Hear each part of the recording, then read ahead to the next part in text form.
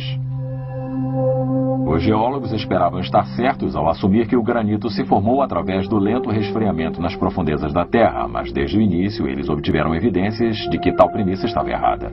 Esta riolite, formada através do lento resfriamento a uma profundidade de 555,3 metros, exibe apenas diminutos cristais. Não é um granito. Então, os geólogos teriam que presumir que os granitos se formariam a uma profundidade bem maior.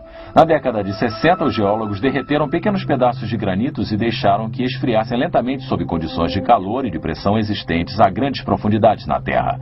Esta é uma pedra produzida em tais experiências. Tem apenas pequenos cristais, como uma riolite. Não tem cristais grandes, não tem cristais escuros.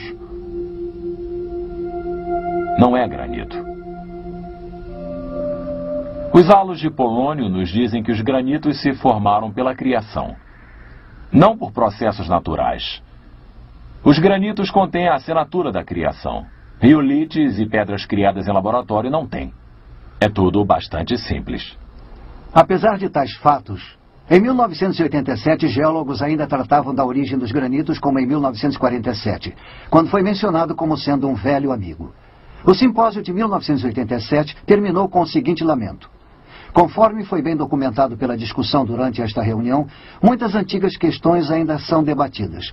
Eu espero que daqui a 100 anos não estejamos debatendo as origens dos granitos. Professor W.S. Fife, Departamento de Geologia, Universidade de West Ontário, Canadá. Porém, 4 anos mais tarde, em 1991, geólogos no segundo simpósio de Hutton sobre a origem dos granitos e rochas correlatas não conseguiram realizar seu desejo e as mesmas questões foram debatidas. O geólogo Dr. Andrew Snelling, da Fundação Criacionista Científica da Austrália, examinou as evidências de campo quanto à origem dos granitos e considera as possibilidades de sua criação. O estudo da geologia se dedica a pesquisar a história da Terra e a origem das rochas que cobrem a superfície da Terra. Então, se estudamos a origem dos granitos, é uma coisa importante, porque não é apenas uma questão isolada. O motivo é porque essas rochas, esses granitos, são encontrados em todos os continentes da superfície da Terra, expostos em áreas visíveis, às vezes por centenas de quilômetros quadrados, como por exemplo aqui no sul da Califórnia. Essas rochas estão expostas na cordilheira de montanhas que forma a espinha dorsal dessa região. Então, lidar com a questão da origem dos granitos é de fundamental importância para entendermos o desenrolar da história da Terra. Quando respondemos à pergunta sobre a origem dos granitos, nós podemos nos reportar à literatura científica convencional, onde há a ideia que a maioria dos cientistas propõe de que tais rochas, os granitos que vemos aqui expostos nessas montanhas atrás de nós, se originam da época em que um material aquecido chamado magma existia nas profundidades abaixo da superfície da Terra. Eles supõem que ele tenha se resfriado lentamente ao longo de vários milhões de anos. E eu sugiro que milhões de anos de erosão do material que cobria o granito tenha agora sido exposto à nossa visão para que nós estudemos a questão. É isso que lemos na maior parte da literatura, se não em todos os livros. O que nos é ensinado como o saber convencional relativo à origem dessas rochas. Para responder a essa pergunta sobre a origem dos granitos e para vermos se a sabedoria convencional seria a explicação correta, nós precisamos examinar as relações de campo do granito, como ocorre o granito e como ocorre em relação a outras rochas. Aqui, por exemplo, no sul da Califórnia, nas cordilheiras, onde esses granitos são expostos em centenas de quilômetros quadrados, nós encontramos algumas relações bastante estranhas para as quais o saber convencional não parece ter explicação. Por exemplo, nós vemos, como aqui nessa rocha, uma parte escura, como se fossem blocos e remendos que estão claramente delineados e facilmente visíveis contra o granito normal. E em outros lugares podemos ver o que parece ser um material com veios. E isso suscita a pergunta se por acaso teriam 2 ou talvez até 3 formas de magma derretido de diferentes composições. E também suscita a pergunta de como o saber convencional pode explicar formas derretidas assim, existindo lado a lado para produzir rochas desse jeito tão diferentes umas das outras. E mesmo assim não se misturam. Quando vamos até Bishop, por exemplo, aqui na Califórnia, nós podemos ver, na verdade, numa área montanhosa, material derretido, nesse caso que resfriou até o lodo, interagindo com uma rocha do tipo de granito, o minério de granito que nós temos.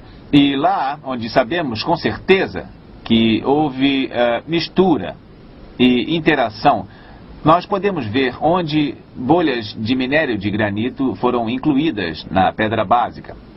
E isso indica que, pelo que sabemos, o material derretido interagindo com a rocha, isso produz a mistura. E isso realmente suscita questões acerca do saber convencional que normalmente explicaria estas pedras que vemos aqui como talvez sendo várias formas derretidas resfriando ao mesmo tempo que deveriam se misturar. Porém, essas relações demonstram que não se misturaram. Isso nos leva a fazer a pergunta: existe alguma outra explicação possível para a origem destas rochas, para estes granitos? Eu acredito que haja outra explicação. Sabe, quando eu olho para estas pedras e eu vejo suas relações conforme nós discutimos aqui, nós somos levados a perguntar a nós mesmos: poderiam estas rochas ter sido formadas rapidamente, repentinamente? Afinal, não houve tempo para haver mistura. Não houve provavelmente calor envolvido, porque senão o calor teria colaborado para que a mistura ocorresse. Então, isso traz à minha mente a possibilidade de que nos fala a Bíblia, de que Deus criou as rochas no início. Poderiam estas rochas ser rochas que Deus criou? A Bíblia nos diz que no começo Deus criou a terra, Ele criou o solo. Isso significa que Ele criou as rochas. Poderiam estas rochas, esses granitos, ter tido uma origem súbita, criada por Deus? É significativo neste contexto que, portanto, não apenas observemos as relações de campo, mas também devemos olhar das rochas no microscópio. Porque no microscópio, ao examinarmos essas rochas, poderemos ficar cientes de que existem provas sólidas, que já foram descobertas há algum tempo, a respeito de partículas nestas rochas, uma radioatividade que sugere de maneira enfática que estas rochas tenham sido criadas por Deus. Uma assinatura indicadora de tal radioatividade surgindo do nada por alguns momentos, deixando sua marca no granito sólido, nos fala de uma criação instantânea como as bolhas congeladas no copo de Alka-Seltzer. Algo extraordinário aconteceu quando estas rochas se formaram. Algo que desafia todas as leis físicas que atualmente observamos. A evidência foi apreendida pelo granito. E no microscópio podemos ver o pequeno mistério da criação, halos de polônio. Eles são um mistério apenas para aqueles que estão determinados a permanecer com a teoria de uma Terra com bilhões de anos de idade. Para aqueles dispostos a aceitar o relato de Gênesis de uma criação recente e súbita, os halos são perfeitamente compreensíveis. Eles se encaixam no quadro bíblico encontrado nas próprias rochas criadas no início da semana da criação. No princípio, Senhor, lançastes os fundamentos da terra. Hebreus 1:10. Pois ele falou, e tudo se fez. Ele ordenou, e tudo passou a existir. Salmos 33:9. Os halos radioativos de polônio oferecem provas sólidas de que as rochas que são a base da Terra, os granitos, foram criados quase que instantaneamente. Para o Dr. Robert Gentry, aqueles anéis de coloração pálida são quase como se fossem as impressões digitais de Deus, a assinatura da criação.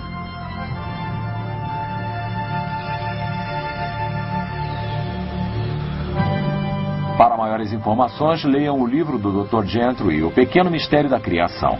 Para obter seu exemplar, ligue para 1-800-467-6380. Em nosso próximo vídeo, A Verdadeira Idade da Terra, iremos apresentar evidências científicas que irão provar que a Terra foi criada recentemente, refutando a teoria de que a Terra tenha sido formada ao longo de bilhões de anos através de eras evolutivas.